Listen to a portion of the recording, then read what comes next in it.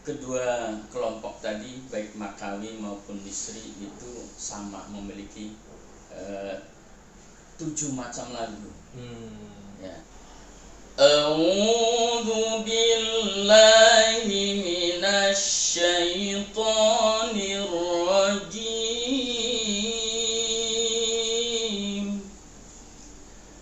Bismillahirrahmanirrahim.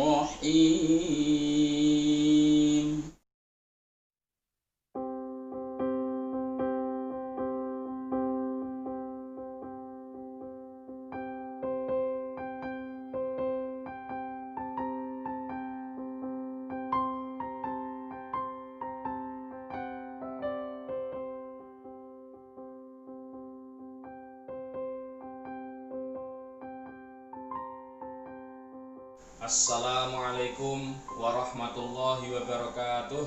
Waalaikumsalam warahmatullahi Selamat datang wabarakatuh. di podcast Bunga Bangsa TV. Perkenalkan, saya Muhammadun dan narasumber saya yang terhormat Bapak Haji Samsudin SAG MPD. Selamat pagi Pak. Selamat pagi. Terima kasih telah hadir di podcast Bunga Bangsa TV. Sama-sama. Sebelum dilanjut, jangan lupa klik, like, dan subscribe channel Bunga Bangsa TV. Kali ini kita akan membahas tema kiat membaca Al-Quran yang benar dan indah bersama Bapak Haji Samsudin SAG MPD. Beliau adalah salah satu dosen pengajar di Bunga Bangsa sekaligus qori di wilayah Kabupaten Cirebon. Alhamdulillah kita bisa bertemu dan insya Allah beliau akan berbagi ilmu, berbagi pengalaman tentang bagaimana ya membaca Al-Quran yang indah dan tentu benar dan indah. Ya. Langsung saja Pak Haji. Tentu masyarakat secara umum ini ingin tahu bagaimana sih Pak kiat-kiat membaca Al-Quran yang benar dan yang indah itu. Ya, monggo Pak Haji.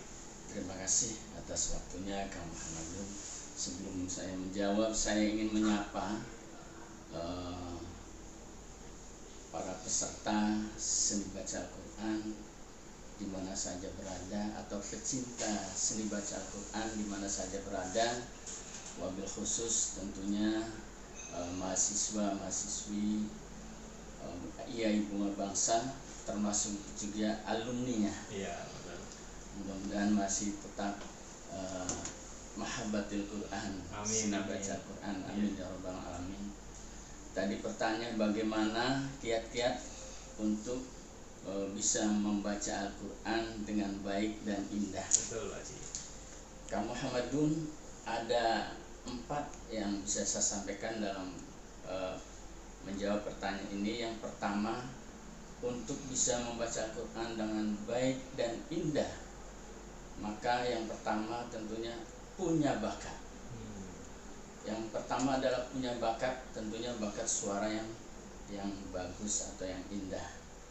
Kalau menurut Prajaya ada 2 macam bakat, ada 2 kelompok bakat. Yang pertama bakat yang alami, artinya bakat suara yang bagus yang memang sudah dimiliki oleh anak tersebut semenjak kecil atau semenjak lahir.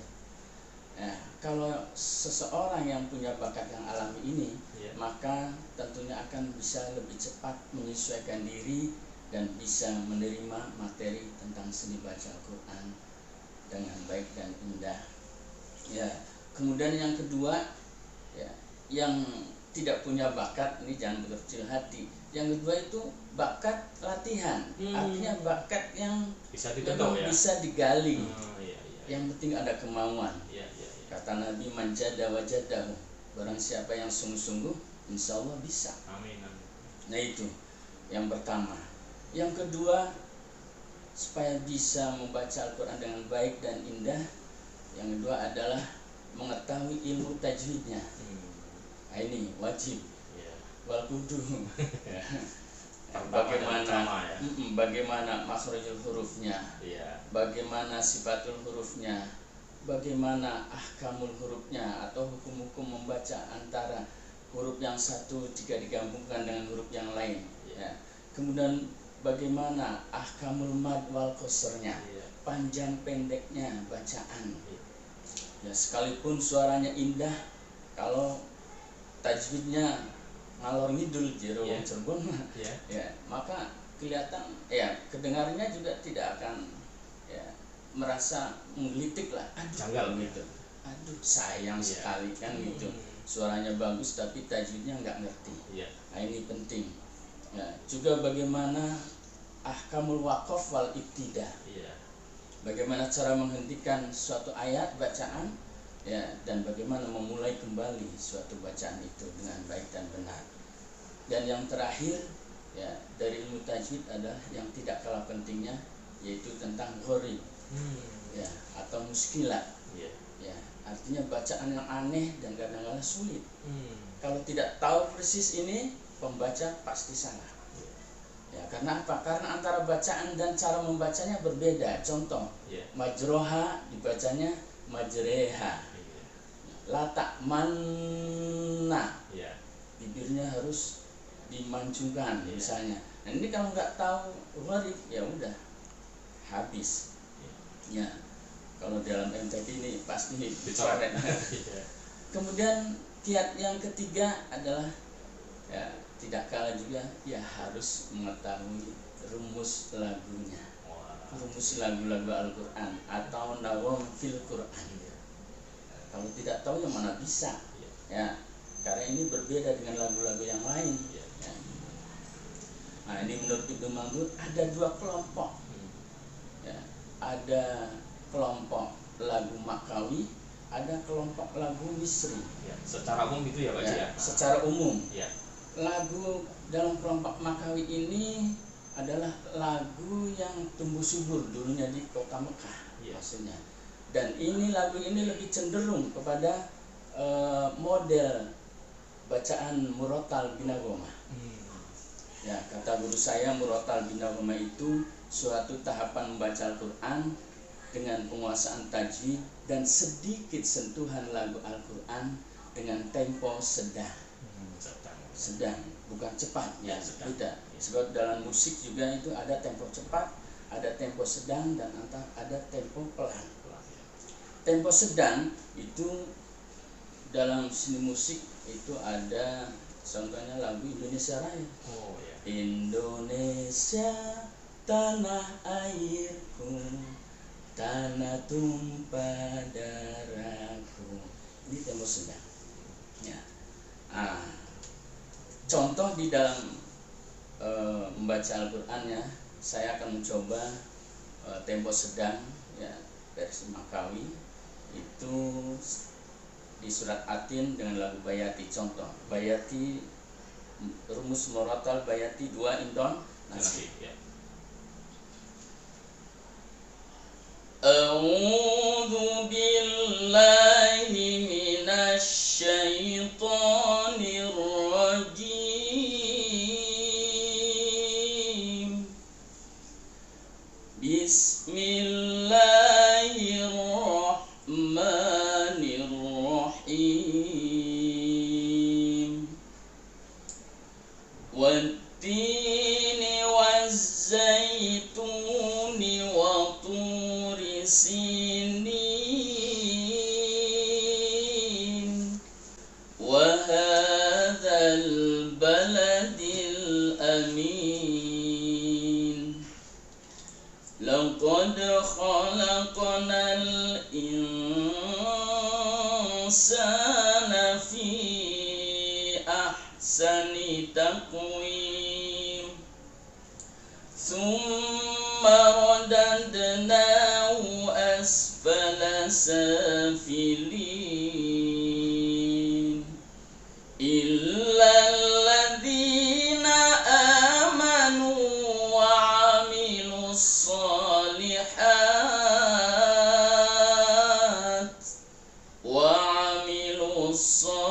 salihati falahum ajrun ghairu mamnun. Fama yukadzibuka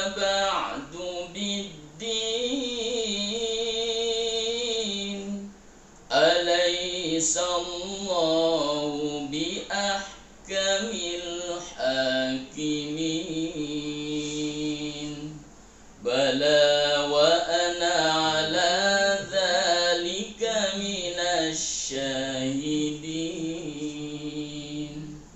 Shadaqallahul azim. Alhamdulillah, itu contoh Makawi ya Pak Haji. Ada berapa rumus sih tahun atau lagu-lagu dalam seni membaca Al-Quran Pak Haji? Dan nanti minta dicontohkan tentu yang sesuai dengan kondisi kita saat ini. Yang tadi pertanyaan tadi masih satu lagi, yaitu versi Misrinya ya. Misrinya. Ya, versi Misri itu cenderung temponya pelan. Ya, yaitu lagu-lagu Misri atau lagu-lagu yang tumbuh subur di kota Mesir atau di negara Mesir yang sekarang sudah berkembang ke seluruh dunia, yang lebih pesat karena memang lebih indah ya daripada lagu-lagu Makawi yang dengan tempo sedang tadi contohnya. Lagu Misri itu sebuah tahapan membaca Al-Quran dengan penguasaan tajwid dan penguasaan semua lagu-lagu Al-Quran. Nah, semua lagu-lagu Al-Quran dengan tempo pelan. Tempo pelan dalam seni musik itu seperti lagu syukur. Dari yakinku teguh, kan itu temponya pelan. Nah itu mujawad namanya. Jadi cenderung kepada bacaan mujawad lagu-lagu Mesir. Contoh misalnya, Bismillahirrahmanirrahim. Itu contoh pelan. Ya, Misri. Dan seterusnya biasanya di kaset-kaset ya Ustaz Muammar banyak sekali sekarang. Nah itu pokoknya tempo pelan itulah versi Mesir. Nah itu yang ketiga, kiat-kiat untuk bisa membaca Al-Quran dengan baik dan benar. Jadi harus mengetahui lagu atau rumus lagunya. Yaitu secara globalnya ada dua. Ya. Kemudian yang keempat, ini kiat yang keempat, yang terakhir adalah latihan kontinu. Apa yang istiqomah? Apa yang perlu dilatih? Ya fasohanya, ya dalam membaca Al-Quran. Kemudian suaranya, ini perlu dilatih. Olah vokal. Ya, sebab suara ini ibaratnya pisau. Kalau jarang diasah, maka akan neyeng. Suara kita juga akan neyeng nanti serak-serak. Ya kalau serak basah masih mending. Kalau jadi serak becek, wah ini nggak jelas ya. Ini nggak laku nanti bisa. Kalau seorang kori kalau mau balik serak-serak basah, ya tambah enak kayaknya. Iya. Tapi kalau kori kalau sudah serak dikit aja, wah mati pasaran. Jadi perlu dilatih suara ini. Ya dengan senantiasa berlatih suara keras tinggi dengan waktu yang relatif lama misalnya, jadi sudah terbiasa lah ya ngaji dengan tempo waktu yang sangat lama. Kemudian yang perlu dilatih lagi adalah pernapasan, pengaturan pernapasan. Ya ini kadang-kala kalau tidak dilatih susah juga. Sekalipun anak kecil kalau dia terlatih dengan pernapasan tersebut bisa mengalahkan orang dewasa. Kita buktikan bisa itu.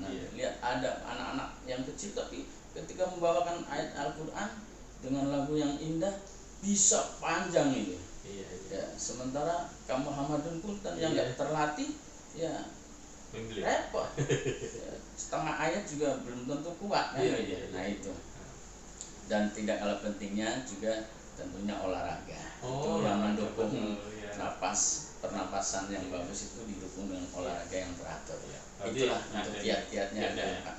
Berarti ada kemiripan ya, kemampuan olah vokal lagu-lagu umum nyanyi gitu ya, dengan membaca. Sama, ada kesamaannya. Ya ini langsung saja Pak Ji, ini semakin menarik ketika Pak Haji sudah mencontohkan dua dari yang Makawi sama Misri. Ya. Sebenarnya ada berapa sih Pak Haji? Ya macam-macam lagunya dan diberikan contoh-contoh yang banyak terjadi atau yang banyak dilakukan di Indonesia tentu. Ya. Kedua kelompok tadi baik Makawi maupun Misri itu sama memiliki 7 macam lagu. Ya, cuman tadi sudah saya jelaskan bedanya. Kalau Makawi itu lebih cenderung kepada murotal binagomah atau tempo sedang. Untuk para imam apa itu biasanya pakainya murotal. Imam sholat jamaah. Ya, imam sholat gitu. Tapi kalau Misri ini cenderung kepada model bacaan mujawad, yaitu dengan tempo pelan. Ya. Ada 7, diantaranya 1 lagu bayati. Bayati ya. Yaitu lagu seni baca Al-Quran yang identik dengan makna keindahan, kebahagiaan, ya, kesenangan, atau kabar yang menyenangkan. Nah, itu. Kemudian yang kedua ada lagu soba. Lagu soba itu adalah lagu seni baca Al-Quran yang identik dengan makna kesederhanaan. Kemudian ada lagu Hijaz. Hijaz itu lagu seni baca Al-Quran yang identik dengan makna, wah ini agak nggak enak nih, kebrutalan, ya. Murkanya Allah, ya, kemurkaan Allah. Nah, ini sejarahnya kampung Hijaz. Ini lagu Hijaz ini lahir dari kampung Hijaz, ya, yang kampungnya berdekatan dengan Danau Lut. Ya, itu Danau Lut itu dulunya bukan danau, padahal gunung. Karena murkanya Allah kepada umatnya Nabi Lut, kemudian diambleskan sampai 400 meter di bawah permukaan laut. Alhamdulillah, ya. Nah, itu murka Allah. Kemudian yang berapa? Keempat, lagu Ras, yaitu lagu seni baca Al-Quran yang identik dengan makna perintah atau larangan. Nah, kemudian ada juga lagu Nahawan. Yaitu lagu Nahawan adalah lagu yang seni baca Al-Quran yang identik dengan makna kesedihan. Ya, bisa juga ya kematian. Oh gitu ya. Duka, kematian ya. Ya, betul. Lagu Nahawan itu ya dalam versi Makawi namanya duka. Oh gitu, duka. Lagu duka ini ya konon ya, dijelaskan di dalam sebuah buku, ya, lisan Arab. Katanya menurut itu lahir dari kota Dhaka. Duka itu berasal dari kata Dhaka. Ya, duka Dhaka. Iya. Ya, kabar Dhaka, kabar tahu duka. sendiri ya, orang-orang Dhaka, Bangladesh itu. Ya, katanya teman-teman saya dan pernah kemarin juga teman saya dari sana silaturahmi ke sini dan mereka mencari bantuan dana itu di Cirebon. Itu ya banyak tengkorak berjalan katanya. Ya karena saking sedihnya, sedih. Nah, itu. Jadi kenapa lagu-lagu Nahawan itu sedih? Karena memang lahir dari tempat yang penuh dengan penderitaan. Kemudian lagu Sika. Lagu Sika adalah lagu seni baca Quran yang identik dengan makna harapan, ya, atau doa. Ya, Sika itu berasal dari kata sikayatun, curhat, tapi curhatnya hanya kepada Allah, jangan kepada yang lain. Siap. Curhat sama halnya dengan mengharapkan. Curhat itu ada harapan, ada yang diharapkan, makanya identik dengan makna harapan atau doa. Yang terakhir adalah yang ketujuh, itu lagu Ciharga. Lagu Ciharga adalah lagu seni baca Quran yang identik dengan makna ketenangan, kedamaian. Nah, itulah 7 macam lagu seni baca. Ya, ini langsung saja Pak Haji. Ini minta dicontohkan lagu Bayati yang menggambarkan suasana hati yang sedang dalam keadaan ya penuh dengan keindahan, penuh dengan kenyamanan gitu Pak Haji. Ya, tadi sudah saya awal di mukadimah tuh, Bismillahnya tadi itu adalah bagian daripada lagu Bayati yang rumusnya nurun nabi alal awalimi asfaro. Nah, itu rumusnya itu, syairnya. Itu bisa diterapkan dalam ayat tadi. Bismillahirrahmanirrahim.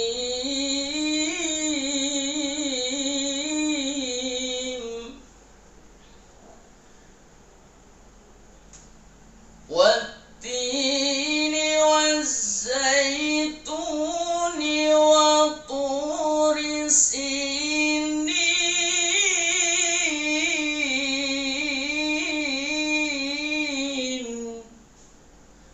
wa hadzal baladil amin.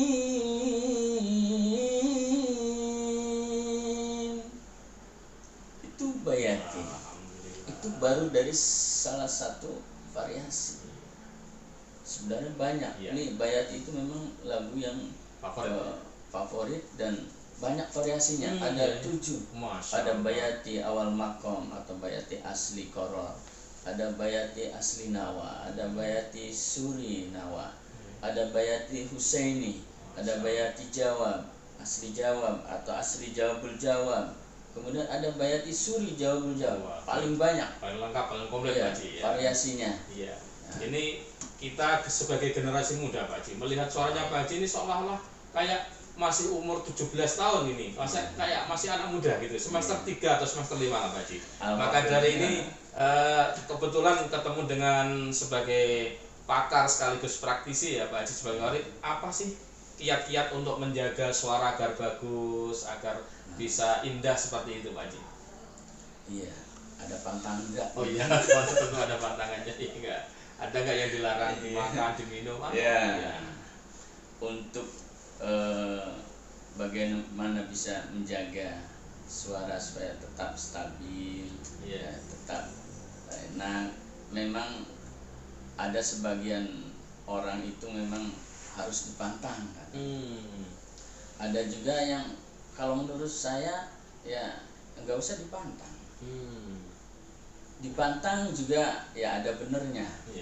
Nah, menurut fisiologi anak ini dokter anak biasanya pantangan ini hanya berlaku bagi anak-anak yang usianya 20 ke bawah.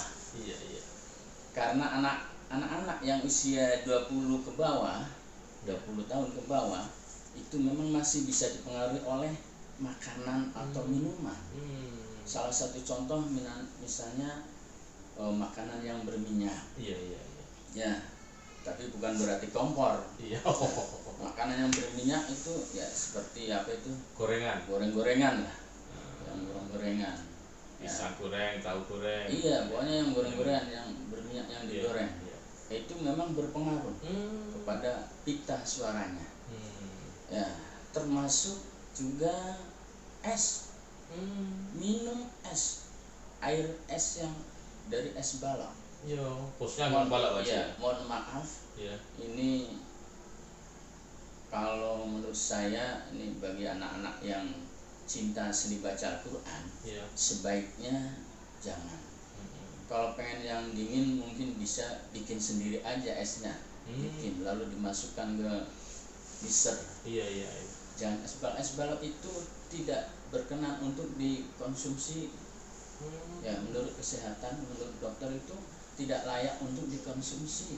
Tapi itu kalau es balok itu hanya untuk mendinginkan. Kalau saya tahu juga itu biasanya untuk membekukan ikan supaya jangan daging-dagingan ikan supaya jangan cepat ini busuk. Nah, itu hanya untuk itu, bukan untuk dikonsumsi. Karena apa? Tahu sendiri yang namanya es balok itu sama besi aja bisa neyeng, bisa karat, sampai bisa hancur. Apalagi kita suara yang lebih lembut lagi ya. Kalaupun terpaksa, ya di suatu tempat yang ya jauh jauh ke sana jauh ke sini itu apa namanya? Iya. Ya bahasa Arabnya apa tuh? Iya. Bahasa Tawang. Tawang. Ya, Abdo mana? Iya. Iya. As-safra. Iya, ya udah boleh, tapi segera dilarutkan dengan air, ya, air mineral, supaya jangan Menetralisir berarti ya. ya, untuk menetralisirnya segera minum air mineral yang bagus, Iya. supaya jangan nayang lah istilahnya, Iya. pita suaranya jangan nayang. Mempengaruhi suara gitu. Iya, itu akan jelas akan berpengaruh. Bagi yang umurnya di atas 20 tahun, Iya. nih, ya karena biasanya sudah jadi suaranya. Kalau di bawah umur 20 tahun itu suaranya satu belum jadi dan masih bisa terpengaruh. Tapi kalau sudah 20 ke atas ini makanan maupun minuman ini tidak berpengaruh sebenarnya, kalau tidak berlebihan sih. Iya. Tetapi bagi saya ya lebih baik juga, lebih baik dipantang. Iya. Kalaupun ingin sekali ya jangan terlalu banyak aja, jangan terlalu banyak. Ya itu diantaranya. Ya, dan juga kalau yang alergi terhadap suara kita perhatikan itu alerginya seseorang berbeda-beda. Iya. Termasuk saya alerginya kalau makan itu pisang Ambon. Saya seringkali saya perhatikan kalau habis makan pisang Ambon, padahal sih enak kan. Iya. Itu terasa lengketnya. Ternyata setelah diselip-selip pisang Ambon itu ya getahnya nggak hilang sampai mati. Tuh. Kemudian saya lagi alergi itu minum teh botol atau teh manis. Gitu. Saya juga alergi, nggak tahu. Iya. Karena mungkin zat gulanya. Iya. Nah, kalaupun terpaksa saya juga pernah minum itu waktu ngaji di Indramayu kalau nggak salah. Ya di tengah-tengah laut, sana di Pulau Seribu apa namanya. Itu ya terpaksa ya harus minum karena nggak ada lagi. Minum. Ya benar juga agak berat lah suaranya. Lalu segera saya larutkan kembali seperti mineral. Itu aja. Ya gitu ya. Kenapa sih Al-Quran harus dibaca dengan lagu yang indah? Ya, dengan baik dan ya, indah. Dengan baik dan indah dulu ya. Iya. Yang pertama, kenapa Al-Quran harus dibaca baik dan indah? Ya. Kalau menurut saya itu karena Allah memang suka keindahan. Allah suka dengan keindahan. Ya, saya teringat hadis kursi ya. Salah itu. Ma'adzinallahu li syai'in. Ma'adzina lin nabiyyin hasanasau. Allah tidak suka ya, sebagaimana Rasul juga tidak suka pada suara yang indah sampai melengking, ya, menjerit. Ya, kecuali suara indah dan melengking itu ya orang membaca Al-Quran. Itu ratif. Itu. Ya. Atau mungkin ada hadis lain. Ya. Innallaha jamil yuhibbul jamal. Itu. Allah itu zat yang maha indah dan menyukai yang indah-indah. Betul. Karena ada firman-Nya itu dalam hadis kursi. Kemudian yang kedua, kenapa harus dibaca indah? Kita semua mengharapkan sunnah Rasul.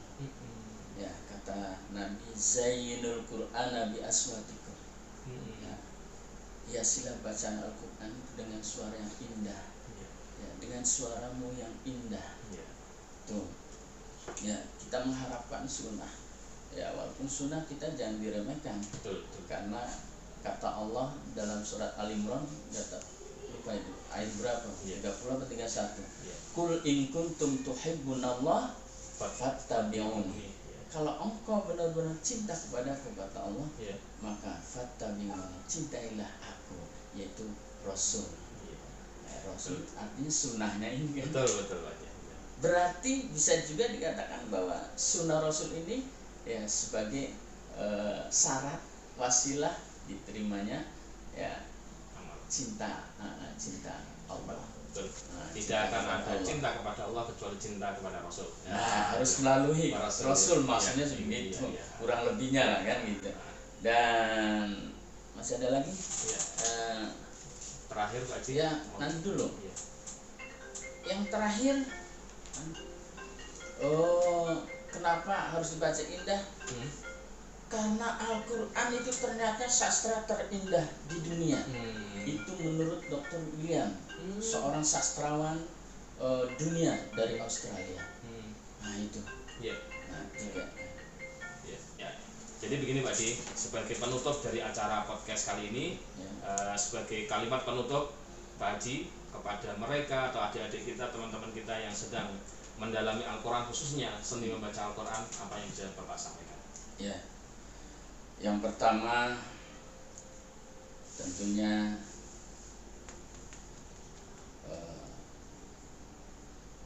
saya sangat mengharapkan dari para pecinta lagu-lagu seni baca Al-Quran untuk tetap terus memberikan pengajaran seni baca Al-Quran kepada seluruhnya. Ya, ini dalam rangka tentunya menjaga kelestarian keberadaan seni baca Al-Quran di muka bumi. Ya. Kalau bukan kita orang Islam sendiri yang mengembangkan, ya siapa lagi? Ya, karena saat ini tentunya kita merasakan sangat sulit mencari generasi-generasi atau qori-qori'ah. Ya, ini sangat dirasakan terutama di Kabupaten Cirebon ini. Angel loh, jadi wong Cirebon langka. Jadi termasuk orang-orang langka, qori-qori'ah. Ya, sangat langka. Untuk itu ini juga mungkin sambung tangan dari LPTQ, karena saya termasuk bagian daripada anggota LPTQ Kabupaten Cirebon, ya di bidang pembinaan. Tentunya sangat mengharapkan pengembangan ini. Ya itu.